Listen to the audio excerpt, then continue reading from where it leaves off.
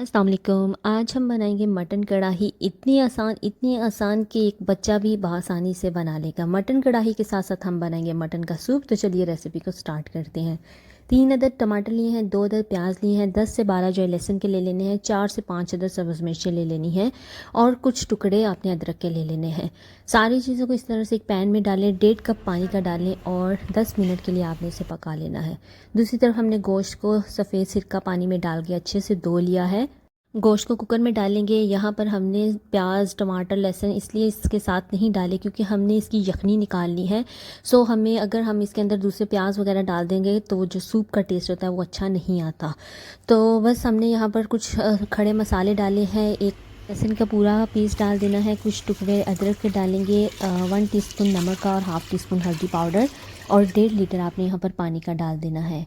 1 चम्मच देसी घी का डालें, सूप का बहुत ही अच्छा फ्लेवर भी आता है और सेहत के लिए भी बहुत ज़्यादा ये अच्छा होता है। तो बस कुकर को हम बंद करेंगे और अपने कुकर के हिसाब से आप टाइमिंग को सेट कर लें जब तक कि गोश्त हमारा अच्छे से गल जाना चाहिए।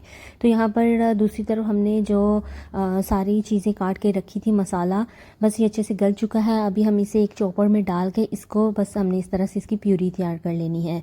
तो अभी एक पैन के अंदर हमने 1/2 कप तेल का डाला है।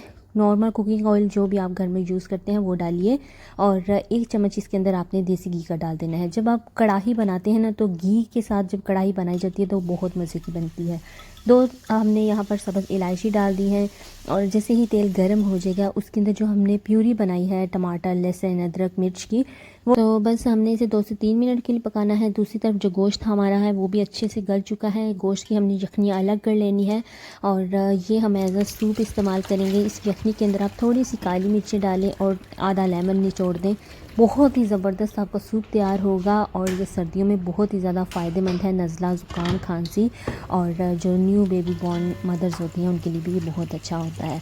तो जैसे ही टमाटर हमारा जो मसाला है वो अच्छे से पक गया तो उसके अंदर हमने जो गोश्त उबला हुआ था वो ऐड कर देंगे और हमने अब इसकी 5 से 7 मिनट के लिए अच्छे से बुनाई कर लेनी है।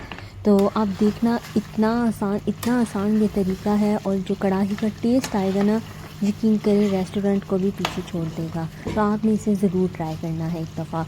तो बस इस तरह से हमने 5 से 7 मिनट के लिए इसकी भुनाई कर लेनी है। बीच में जो थोड़ा थोड़ा पानी आप लगाते रहें। अगर ग्रेवी चाहिए हो तो यखनी जो हमने निकाली है उसी में से थोड़ा सा पानी आप इसके अंदर ऐड कर लें, 5 से 7 मिनट के लिए पका लें। उसके बाद धनिया, सब्ज़ मिर्च और अदरक से गार्निश कर लें। उम्मीद है कि आपको रेसिपी बहुत ज़्यादा पसंद आएगी। आपने इसे ज़रूर ट्राई करना है। अगर न्यू है तो चैनल को ज़रूर से सब्सक्राइब करें, लाइक करें, शेयर करें, कमेंट करें। Thank you so much. मिलते हैं एक नई रेसिपी के साथ। जज़ाकल्लाह खैर।